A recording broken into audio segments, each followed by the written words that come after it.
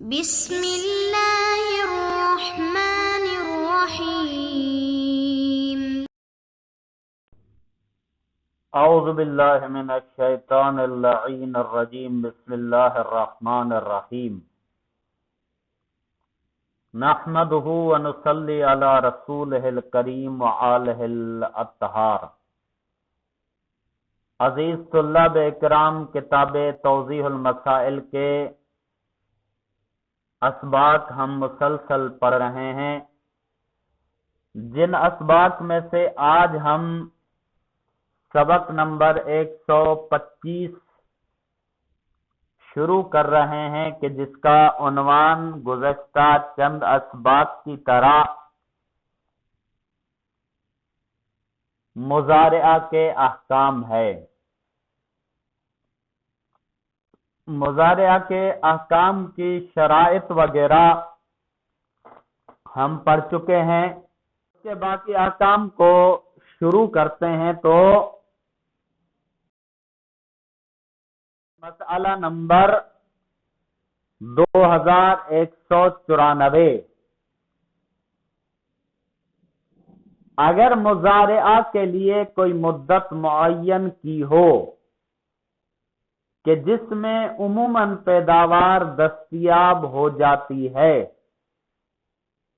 لیکن اگر اتفاقاً مدت ختم ہو جائے اور پیداوار دستیاب نہ ہوئی ہو، تو اگر مدت معین کرتے وقت یہ بات بھی شامل تھی، یعنی دونوں اس بات پر راضی تھے کہ مدت ختم ہونے کے بعد اگرچہ پیداوار دستیاب نہ ہو، مضارعہ ختم ہو جائے گا، تو اس صورت میں اگر مالک اس بات پر راضی ہو کہ اجرت پر یا بغیر اجرت فصل اس کی زمین میں کھڑی رہے اور کاشتکار بھی راضی ہو تو کوئی حرج نہیں۔ اب کہتے ہیں کہ یہاں پر مضارعہ میں پہلے ہم مسائل میں بتا کے آئے تھے کہ کم از کم اتنی مدت ہونی چاہیے کہ جس مدت میں وہ پیداوار حاصل کر سکے، اس زمین سے فائدہ حاصل کر سکے۔ اب اس مسئلے میں کہتے ہیں کہ مثلا مدت اتنی معین کی گئی ہے کہ جس مدت میں عموماً پیداوار حاصل ہو جاتی ہے، پیداوار دستیاب ہو جاتی ہے، اتنی مدت معین کی گئی ہے۔ اب اگر اتفاقاً مثلا موسم کی وجہ سے یا زمین میں کوئی خرابی پیدا ہونے کی وجہ سے یا کسی بھی وجہ سے اتفاقاً جو مدت معین کی گئی تھی اس میں پیداوار دستیاب نہیں ہو پائی، پیداوار اس میں حاصل نہیں ہوئی اور وقت معین تھا کہ یہاں تک جو ہے وہ مدت ختم ہو جائے گی۔ اب کہہ رہے ہیں کہ جب انہوں نے یہ مدت معین کی تھی، اگر اس میں یہ بات شامل تھی کہ دونوں اس بات پر مثلا راضی تھے کہ جیسے مدت ختم ہوگی چاہے پیداوار دستیاب ہو یا نہ ہو، مضارعہ ختم کر دیا جائے گا، تو اس صورت میں وہ مضارعے کو ختم کر سکتے ہیں۔ مضارعہ تو ختم ہو جائے گا کیونکہ مدت ختم ہو گئی۔ البتہ یہاں پر ایک اور چیز جس کی طرف یہ اشارہ کر رہے ہیں وہ یہ ہے کہ مضارعہ تو ختم ہو گیا، لیکن زمین کا مالک اگر اس پر راضی ہو جائے کہ تمہاری فصل جو ہے وہ میری زمین میں کھڑی رہے، اب چاہے وہ بغیر اجرت کے راضی ہو جائے یا مثلا جتنا عرصہ اس کی فصل کھڑی ہے کہے کہ اتنا عرصہ کا مجھے زمین کا کرایہ دے دو، اس کی اجرت دے دو، یعنی چاہے کسی طرح سے بھی راضی ہو جائے، اگر مالک اسے اجازت دے، راضی ہو جائے اس کی فصل کے کھڑے ہونے کے لیے، تو اس صورت میں کوئی حرج نہیں ہے اور اس کی فصل کھڑی رہے۔ جب اس کی فصل کاٹنے کا وقت آ جائے تو وہ فصل کاٹ لے، زمین کا مزارعہ والا معاہدہ ختم ہو جائے گا۔ اب اس کا یا تو بغیر اجرت کے مالک راضی ہو جائے اس کی فصل کو کھڑے ہونے کے لیے، یا تو پھر اس کی اجرت لے کر اس سے اس کی فصل زمین میں کھڑی رہنے دے۔ کہتے ہیں اور اگر مالک راضی نہ ہو تو کاشتکار کو مجبور کر سکتا ہے کہ فصل زمین میں سے کاٹ لے۔ کہہ رہے ہیں کہ مثلا مدت تو ختم ہو گئی، اب تو اس کی فصل کا مالک کی زمین میں رہنے کا کوئی جواز نہیں ہے، تو اب مالک جو ہے وہ کاشتکار کو مجبور کر سکتا ہے، جب مالک راضی نہ ہو اس کی فصل کے کھڑے ہونے کے لیے تو پھر مالک جو ہے وہ کاشتکار کو مجبور کر سکتا ہے کہ اپنی فصل کاٹو اور میری زمین خالی کرو۔ اچھا، اب کہتے ہیں کہ اور اگر فصل کاٹ لینے سے کاشتکار کو کوئی نقصان پہنچے تو لازم نہیں کہ مالک اس کا عوض دے۔ مثلا وہ اگر فصل کاٹ لیتا ہے، ابھی تک فصل جو ہے وہ پکی نہیں ہے، کچی فصل ہے، اس کی پیداوار اس میں نہیں ہوئی، اگر اس کو کاٹ لیتا ہے اور اس کو کاٹنے سے فصل کو نقصان ہوتا ہے تو اس صورت میں مالک اس کے عوض کا ذمہ دار نہیں ہے، لازم نہیں ہے کہ مالک اس کا عوض دے۔ کیوں؟ اس وجہ سے کہ اس نے خود رضامندی کے ساتھ وہ مدت معین کی تھی اور اس نے خود کہا تھا کہ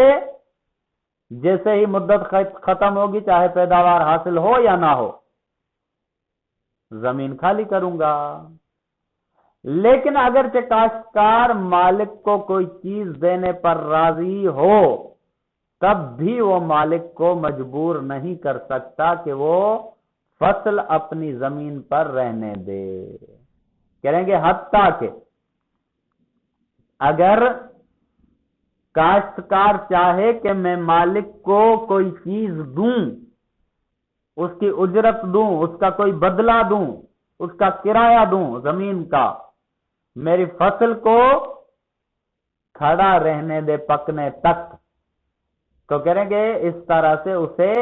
راضی کرنے کی کوشش تو کر سکتا ہے لیکن اسے مجبور نہیں کر سکتا، اسے اس طرح سے زبردستی مجبور نہیں کر سکتا کہ میری فصل جو ہے وہ تمہاری زمین میں کھڑی رہے، مجھ سے اتنا کرایہ لے لو یا یہ کر لو۔ ہاں البتہ اگر وہ رضامندی سے اسے اجازت دے دے تو پھر کوئی حرج نہیں ہے۔ اب آ جاتے ہیں مسئلہ نمبر 2195۔ اگر کوئی ایسی صورت پیش آ جائے کہ زمین میں کھیتی باڑی کرنا ممکن نہ ہو، مثلا زمین کا پانی بند ہو جائے تو مزارعہ ختم ہو جاتا ہے۔ کہہ رہیں گے مثلا ایسی کوئی صورت پیش آ جائے، ایسی کوئی رکاوٹ آ جائے کہ اب زمین میں کھیتی باڑی کرنا ممکن نہیں ہے، جیسے انہوں نے کہا ہے کہ مثال دی ہے کہ مثلا زمین کا پانی بند ہو جائے، اب فصل ہوگی ہی پانی پہ، جب زمین کا پانی ہی بند ہو گیا تو فصل کیسے ہوگی؟ تو کہیں گے ایسی صورت میں کیونکہ کاشتکار اس سے فائدہ حاصل نہیں کر سکتا تو مزارعہ ختم ہو جاتا ہے۔ اور اگر کاشتکار بلا وجہ کھیتی باڑی نہ کرے تو اگر زمین اس کے تصرف میں رہی ہو اور مالک کا اس میں کوئی تصرف نہ رہا ہو تو ضروری ہے کہ عام شرع کے حساب سے اس مدت کا کرایہ مالک کو دے. کہہ دیں گے مثلا مالک نے زمین دے دی اسے، زارع نے کیا کیا کہ اس میں کوئی کھیتی باڑی نہیں کی بلا وجہ، حالانکہ وہ زمین اس کے تصرف میں بھی رہی ہے، اس کے اختیار میں بھی رہی ہے، لیکن اس نے جان بوجھ کے بس کوئی کھیتی باڑی اس میں نہیں کی، اور اس کے ساتھ ساتھ مالک کا بھی اس میں تصرف نہیں ہے. یعنی کاشتکار کا اس میں تصرف ہے، مالک کا اس میں تصرف نہیں ہے، اس کے باوجود جو کاشتکار ہے اس نے کوئی کھیتی باڑی نہیں کی، اس میں کوئی فصل نہیں اگائی. تو کہہ رہے ہیں کہ اس صورت میں اب کیونکہ فصل نہیں اگائی لیکن زمین اس کے پاس تھی، تو عام شرع کے حساب سے اس مدت کا کرایہ مالک کو دے. یعنی جتنی مدت معین کی گئی تھی زراعت کی، اتنی مدت میں زراعت تو ہوئی نہیں، اس نے بلا وجہ کی نہیں کھیتی باڑی، تو اس زمین کا کرایہ جو ہے اس مدت کا کاشتکار کے لیے لازم ہے کہ وہ مالک کو ادا کرے. اب آ جاتے ہیں مسئلہ نمبر 2196. زمین کا مالک اور کاشتکار ایک دوسرے کی رضامندی کے بغیر مزارعہ کا معاہدہ منسوخ نہیں کر سکتے. کہہ رہیں گے مثلا ہم پہلے بھی بتا کے آئے ہیں کہ اگر زمین کا مالک اور کاشتکار ایک دوسرے کی رضامندی کے ساتھ معاہدہ ختم کریں، یہ کسی بھی معاملے میں تقریباً ہو سکتا ہے کہ اگر دونوں راضی ہیں، معاہدہ ختم کرنا چاہتے ہیں، معاملے کو فسخ کرنا چاہتے ہیں، مزارع کو فسخ کرنا چاہتے ہیں، ختم کرنا چاہتے ہیں تو کر سکتے ہیں، مگر ایک دوسرے کی رضامندی کے بغیر منسوخ نہیں کر سکتے. مثلا ایک چاہتا ہے کہ میں معاہدہ ختم کروں، دوسرا راضی نہیں ہو رہا، دوسرا چاہتا ہے کہ میں معاہدہ ختم کروں، پہلا والا راضی نہیں ہو رہا. یعنی جب تک دونوں کی رضامندی نہیں ہوگی تب تک مزارعہ ختم نہیں ہو سکتا. لیکن اگر مزارعہ کے معاہدے کے سلسلے میں انہوں نے شرط طے کی ہو کہ ان میں سے دونوں کو یا کسی ایک کو معاملہ فسخ کرنے کا حق حاصل ہوگا، تو جو معاہدہ انہوں نے کر رکھا ہے اس کے مطابق معاملہ فسخ کر سکتے ہیں. کہہ دیں گے مثلا جب انہوں نے مزارعہ کا معاہدہ طے کیا تھا، انہوں نے مثلا یہ شرط رکھی تھی کہ ان دو میں سے مثلا زید اور بکر میں سے دونوں، یا دونوں میں سے صرف زید یا صرف بکر معاہدے کو فسخ کر سکتا ہے، یہ انہوں نے شرط میں طے کیا تھا. اب جب شرط میں انہوں نے طے کیا تھا تو جس کے لیے یہ طے ہوا تھا کہ وہ معاملے کو فسخ کر سکتا ہے،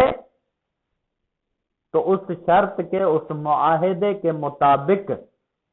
وہ معاملے کو فسخ کر سکتا ہے. اگر زید کے لیے تو یہ طے ہوا تھا کہ وہ فسخ کر سکتا ہے تو وہ فسخ کر سکتا ہے، اگر بکر کے لیے طے ہوا تھا تو وہ فسخ کر سکتا ہے تو وہ فسخ کر سکتا ہے. لیکن اگر دونوں کے لیے طے ہوا تھا تو ان میں سے کوئی بھی فسخ کر سکتا ہے، تو پھر دونوں میں سے کوئی بھی فسخ کر سکتا ہے۔ اسی طرح اگر ان دونوں میں سے ایک فریق طے شدہ شرائط کے خلاف عمل کرے تو دوسرا فریق معاملہ فسخ کر سکتا ہے۔ کہہ رہے ہیں مثلا جو معاہدہ طے ہوا تھا، جو شرائط طے ہوئی تھی، ان دونوں فریقوں میں سے اگر کوئی بھی فریق شرائط کی مخالفت کرتا ہے، شرائط سے اختلاف کرتا ہے، جو شرائطیں یا جو معاہدہ طے ہوا تھا اس کی خلاف ورزی کرتا ہے، تو جو دوسرا فریق ہے وہ اس معاملے کو، اس مضارع کو فسخ کر سکتا ہے، بھلے اس کے لیے یہ طے نہ بھی ہوا ہو کہ یہ معاملہ فسخ کر سکتا ہے، کیونکہ فریق ثانی نے شرائط کی مخالفت کی ہے، اس وجہ سے فریق اول جو ہے وہ معاملے کو فسخ کر سکتا ہے۔ وصلی اللہ علیہ وآلہ وسلم۔